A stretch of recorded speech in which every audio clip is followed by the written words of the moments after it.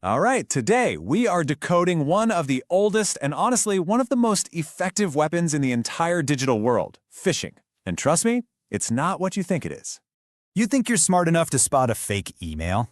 You think phishing is just those silly Nigerian prince scams? You are wrong.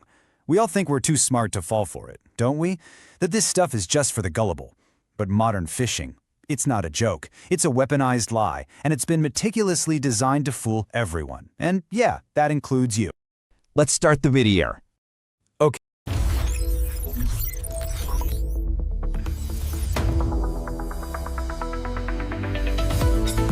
Okay, let me just throw a number at you that should frankly terrify you. 90%. That's the percentage of successful cyber attacks that all begin with a phishing email. It's not some Hollywood hacker breaking through firewalls. Nope, it's just one person clicking one bad link. So, let's start at the bottom, with the kind of attack you've probably seen 1,000 times. This is mass phishing, and it is a brutal, simple numbers game. The absolute best way to think about this is Naruto's shadow clone jutsu. You know, the technique where he creates thousands of disposable copies of himself to overwhelm an enemy? That is exactly what a mass phisher does. They create millions of generic low-effort email clones. Your Netflix payment failed, you have a package delivery, and they just blast them out into the world. They don't care if 99.9% of them get ignored, deleted, or zapped by spam filters. All they need is for one clone, just one single click, to get through and breach the fortress. It's loud, it's messy, and it relies completely on sheer overwhelming scale. But that's the minor leagues. Now, we move from the dragnet to the sniper's rifle. We're talking about the professionals. This is spear phishing, and it is a completely different and far more terrifying beast. And this is where it gets chillingly personal. The perfect analogy for this comes straight from the anime Death Note. The story's about this brilliant sociopath, Light Yagami, who finds a notebook that can kill anyone as long as he writes their name in it while picturing their face. He can't just kill randomly. He has to do his research. He becomes a master of surveillance, of intelligence gathering.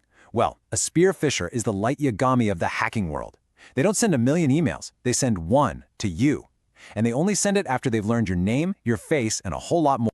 So how does this assassin find their mark? Well, it all starts with your own public life. The attacker is just scrolling through LinkedIn, and there it is, your proud announcement. So excited to start my new role as marketing manager at Acme Corp. In that one post, you've just handed them the keys to the kingdom. Your name, your new title, your start date, your company. So what's next? They go to the company website, they find the Our Team page, and boom, there she is, Sarah Jenkins, VP of Marketing. That's your boss. They now have a name and a face, but the research gets deeper. They see you're connected to the IT director, John. They make a note of it. They see you like to post about an upcoming industry conference. They note that too. Then, on your very first day, an email arrives. The sender's name says Sarah Jenkins. The subject line, urgent, onboarding documents.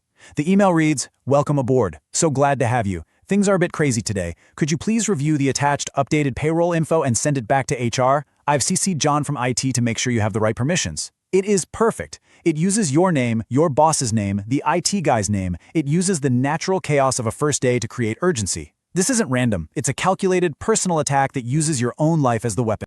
So let's just lay it all out. Mass phishing is a blunt instrument. It's a gambler just pulling the lever on a slot machine over and over, hoping for a lucky payout. But spear phishing? That's a scalpel in the hands of a surgeon. It takes your own life, your job, your boss, your context, and turns it into a weapon, a lure that you are almost guaranteed to trust. Okay, so we know how they build the trap. Now we need to become digital detectives. It's time to activate our own all-seeing eye. You know, like the Byagon from Naruto that lets a ninja see through any illusion or deception. We need to look right through the surface of a seemingly normal email and see it for what it is. Because here's the thing about fakes. Every single one of them has a flaw. You just have to know where to look. Here are your forensic tools. First up, interrogate the sender. Don't just glance at the name, like Sarah Jenkins. That's easy to fake. See, an email's from field has two parts, the display name they want you to see and the actual sending address. They are not connected. You have to click on the name to expose the full email address. Is it from Sarah Jenkins at acmecorp.com or is it from secureserver101 at mail.ru? Tool number 2 is the hover test. This is your digital magnifying glass. Before you even think about clicking, just let your mouse pointer hover over the link. This is going to reveal its true destination. And tool number 3, read the room. Is the email trying to make you panic? Urgent action required? Hackers use urgency as a weapon, specifically to short-circuit your critical thinking. All right, let's apply our tools to a classic piece of evidence we've all seen. The link text, the part you actually read, looks totally harmless. Click here to reset password. But here's the trick, and it's a simple one. The text of a link is just a label. It has absolutely no required connection to where that link actually goes. So when we use our hover test, we basically peel back that label and the truth is revealed. The preview shows the link doesn't go to your bank at all. It goes to some random domain with a path literally called steal password. And just like that, the illusion is shattered. The case is cracked. So let's escalate. If spear phishing is a sniper, then whaling is a high-stakes heist, and it's targeting the most valuable assets in the entire company. Yeah, the goal here isn't just to steal a password. The goal is to trick the most powerful people in a company, the whales, like the CEO and the CFO, into authorizing massive financial transfers themselves. And this is how they do it. There's no malicious link, there's no attachment. The weapon here is pure psychology. An email lands in the finance department. It looks like it's from the CEO. It's short, it's urgent, and it exploits the corporate power dynamic perfectly. I mean, why does this work so well? Because most employees are conditioned from day one not to question the boss. But the key phrase, the genius part, is do not call me. That single instruction masterfully prevents the one action that would expose the entire fraud. It uses an employee's fear of overstepping their bounds as the attacker's greatest shield.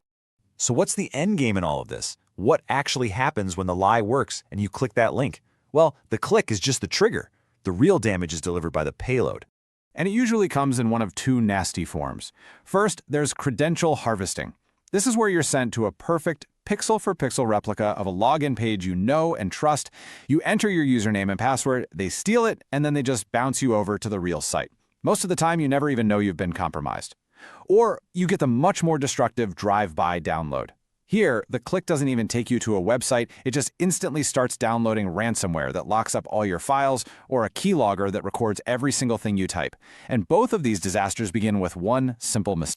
And all of this brings us to the single most important takeaway, the only foolproof defense against this level of deception.